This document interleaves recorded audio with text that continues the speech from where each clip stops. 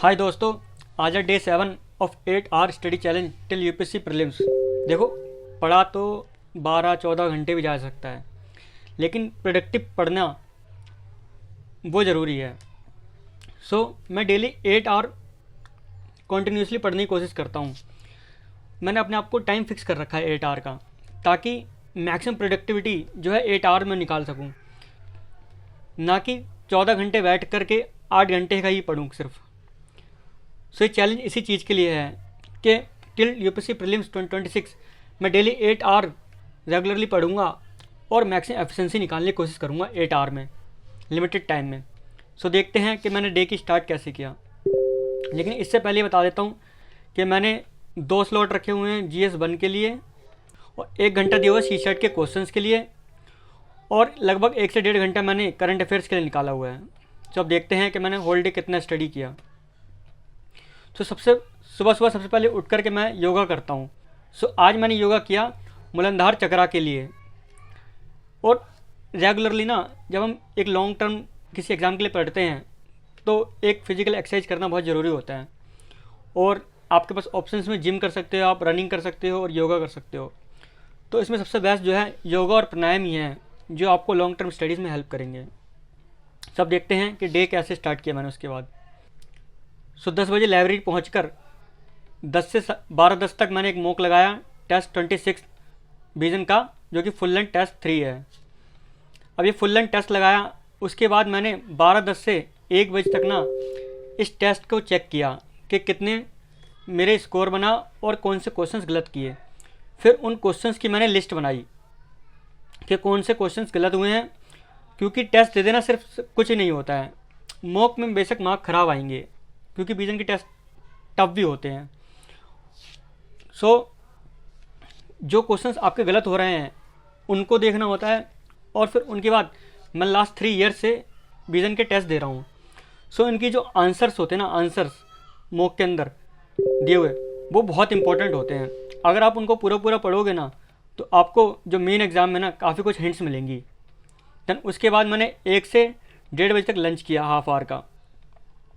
फिर उसके बाद मैंने लगभग 1:30 बजे से 3 बजे तक ना मैंने करंट अफेयर देखे PT3 टाइप एनवायरनमेंट की, जिसमें मैंने फॉरेस्ट वाला पार्ट और वेटलैंड कोस्टलैंड वाला पार्ट कवर किया। एनवायरनमेंट में जो है ना करंट अफेयर बेस बहुत ज़्यादा होता है। PT3 टाइप एनवायरनमेंट की तो करनी ही चाहिए। आपकी प्रायोरिटी जो PT3 टाइप में एनवायरनमेंट रहना चाहिए, science and tech and IR। फिर अगर आपके पास टाइम बचता है तो आप अदर PT3 टाइप करो, अदरवाइज़ पहले इन पर फोकस करो। फिर उसके बाद मैंने 3 बजे से 5 बजे तक जो टेस्ट 26 जो ऊपर मैंने दिया था ना आज, उसके जो आंसर्स मैंने 100% श्योर, जिन्हें मैं लगता था मैं गलत नहीं करूँगा, उनको मैंने देखा कि वो क्यों गलत हुए, और उनके जो आंसर्स हैं ना पूरे अच्छे से पढ़े और उनमें अंडरलाइन भी किया मैंने। देन फिर उसके बाद 5 से 6 मैंने 10 क्वेश्चन किए रीजनिंग के। CSET को करने के ना सबके अपने अपने तरीके होते हैं।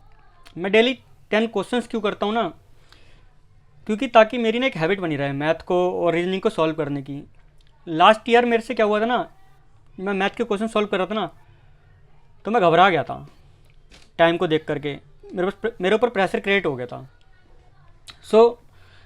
इससे क्या होगा ना, रेगुलरली 10 क्वेश्चन सॉल्व करूँगा तो मैं एक हैबिट में रहूँगा मैथ के और रीजनिंग के क्वेश्चन सॉल्व करने के। और हाँ, मैं कैसे लास्ट 3 ईयर से मॉक अटैम्प्ट कर रहा हूँ, मैंने हर तरीके से ना अटैम्प्ट करके देखा है मॉक को। मतलब 1 गो में अटैम्प्ट करके देखा है, किसी तरह 2 घंटे तक अटैम्प्ट किए हैं, और 2 स्लॉट में करके देखा है मैंने, 3 स्लॉट में करके देखा है। उन सब में ना मेरे को एक डिफरेंस देखने को मिला कि जब मैंने 1 गो में अटैम्प्ट किया था ना, तो जब मैं बिगनर था ना, तो सिर्फ मैं 50 या 60 क्वेश्चन ही अटैम्प्ट कर पाता था। अटैम्प्ट बता रहा हूँ, ठीक, तो फिर इससे कम ही होंगे। देन फिर उसके बाद मैंने 2 स्लॉट में करने की कोशिश करी, उसमें मैक्सिमम 73 क्वेश्चंस को मैं अटैम्प्ट कर पाया।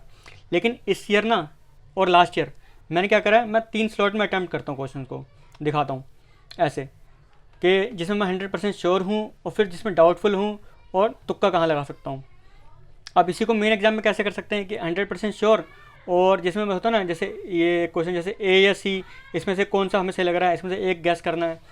और ऐसी जो मेन एग्जाम होगा उसमें क्या है कि 100% श्योर हो गया, डाउटफुल हो गया, दैन उसके बाद जो लास्ट बचेगा वो एलिमिनेशन ट्रिक लगा सकते हो आप, तुक्का और एलिमिनेशन लगा करके। इससे क्या होता है ना कि पहले 100% श्योर जो है ना, मैं पहले 40 से 50 मिनट में सॉल्व करने की कोशिश करता हूँ इसे। और इसके अंदर मैं डिसाइड कर रखा है कि मैं 40 से 50 मिनट के अंदर अंदर ना शुरू के जो 100% श्योर क्वेश्चन है वो मैं 40 से 42 से 45 क्वेश्चन ढूंढूंगा ऐसे। और जो भी कॉम्प्लेक्स क्वेश्चन होंगे ना उनको शुरू के 50 मिनट में छूंगा ही नहीं। फिर ऐसा ही ना नेक्स्ट 30 मिनट में, 30 से 40 मिनट में मैं क्या करता हूँ, जो डाउटफुल क्वेश्चन है ना, जिसमें मतलब ए या बी ऑप्शंस मेरे आ रहे हैं, या फिर जिनमें मेरे को मतलब थोड़ा थोड़ा एक पता है कि इसका आंसर ये है लेकिन 100% श्योर नहीं हो, तो ऐसे मैं ना 30 क्वेश्चन ढूंढता हूँ, 30 क्वेश्चन। तो ये 30 क्वेश्चन ये हो जाएंगे। अब इसमें क्या है ना, इसमें मान लो इसमें 40 क्वेश्चन ये हो गए और 30 ये हो गए, 70 अटैम्प्ट हो गए। और ऐसे ही तुक्के में ना, तुक्का या एलिमिनेशन से मैं 15 क्वेश्चन ढूंढने की कोशिश करता हूँ, क्योंकि कुछ ऐसा होता है ना जिससे हम इंस्टिंक्ट हमारा क्या होता है कि यह आंसर है, या एलिमिनेशन लगा करके। तो इस तरह से 40 और 30 70 और ये 85 85 क्वेश्चन के अराउंड पहुँच जाते हैं। और 85 से अगर आपके इधर 40 में से 30 ठीक हो गए और इसमें मान लो 20 ठीक हो गए, तो 50 और 10 मान लो इधर हो गए, तो आपके ये हो जाएंगे 60 क्वेश्चन ठीक। नहीं तो इधर 10 की जगह इधर 7-8 रख लो और इधर 22 से 25 रख लो डाउटफुल में, तो आपके टोटल ये 60 क्वेश्चन के अराउंड ठीक पहुंच जाते हैं। और 85 में से जब अगर आपके 60 ठीक होते हैं तो आपको 120 मार्क्स आएंगे टोटल, और नेगेटिव करके ये आपके 100 से 95 के अराउंड पहुंच जाते हैं। तो इस तरह से एक सेफ मार्जिन मिल जाता है।